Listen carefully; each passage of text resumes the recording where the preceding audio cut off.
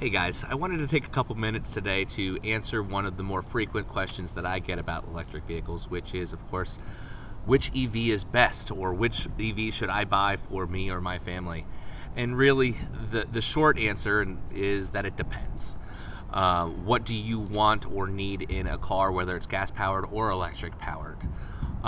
Size, cargo space. Do you want a luxury vehicle, or are you just looking for a commuter vehicle or an economy vehicle? So you have to take those into account because, of course, there are EVs that will fit into those different segments. If you want an SUV, there's EV SUVs. If you want a sedan, a larger or smaller car, there are lots of different options.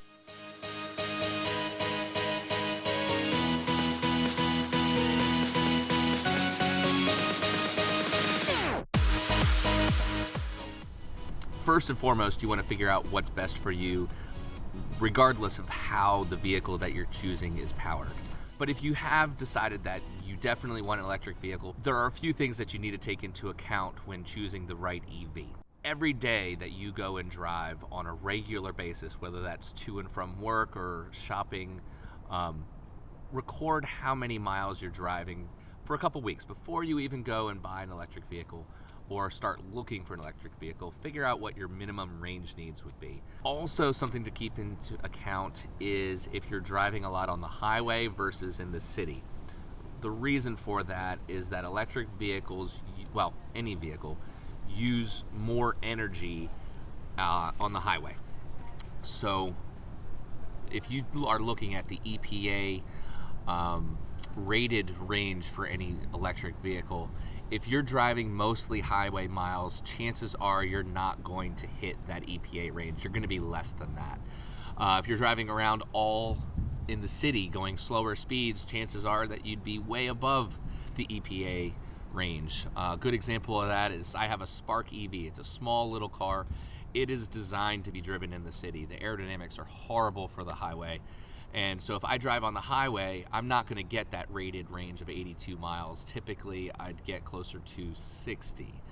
However, in the city, if I'm driving less than 40 miles an hour all day long, I can usually get much better than that 82 mile rated range, sometimes up closer to 100 or more, out of the same car. So you have to be aware that cars are going to behave differently depending on how you use them. And I know that seems kind of simple, but it's often something that people overlook when they're looking at buying a car, especially an EV. The second thing that I would also point out is charging infrastructure. Use an app like PlugShare, or they've got a great web page as well that can help you locate where the electric vehicle chargers are around where you live and work. The reason why that's important is you want to figure out if you're not going to be charging it at home, or if you're going to be charging it anywhere in addition to being at home. You want to know where you're going to be able to plug in, if you can use a fast charger or not. DC fast charging these days in any electric vehicle is a must. So in addition to figuring out where those charging stations are, not every EV had the provision to be able to charge with the DC fast charger. So, of course, yes, make sure the charging infrastructure is there, but I guess additional point is make sure your car can actually utilize that. There are a few different charging standards for plugs. You've got your CCS combo, which in the United States and Europe is more prevalent. You have in Japan and kind of in Asia, CHAdeMO, which of course the Nissan Leaf is a CHAdeMO plug that you would use for that. And then of course Tesla, which Tesla uses their own proprietary plugs, so they can have adapters to use CHAdeMO as well. But just something to keep in mind that not all electric vehicles are going to use the same type of charger or charging plug. So one of the things I like about PlugShare is that when you're searching for different chargers that you can use, you can filter out the ones that are not applicable to your car, so that when it shows you the results, it'll show you only the chargers that you can use with any particular car. So I like that. Outside of those things, If you are buying new or used, of course, this is a decision that people make with any vehicle. Newer EVs, many of them still apply for federal tax credits here in the US.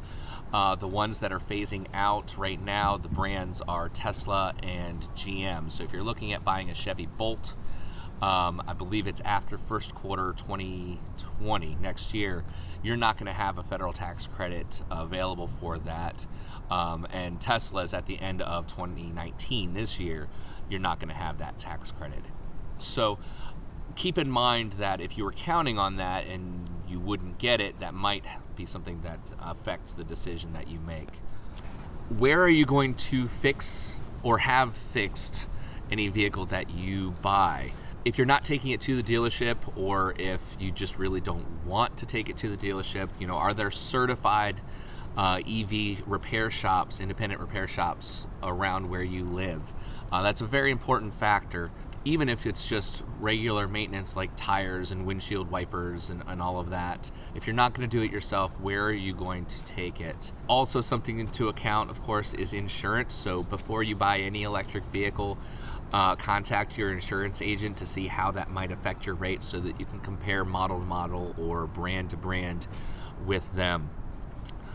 And really, I guess the most important factor in choosing any vehicle, but especially electric vehicles, is take it for a test drive. And honestly, I would recommend test driving every vehicle that's out there that's an EV, because right now the selection isn't really comparable to gas or diesel vehicles, but there's a wide range of different EVs.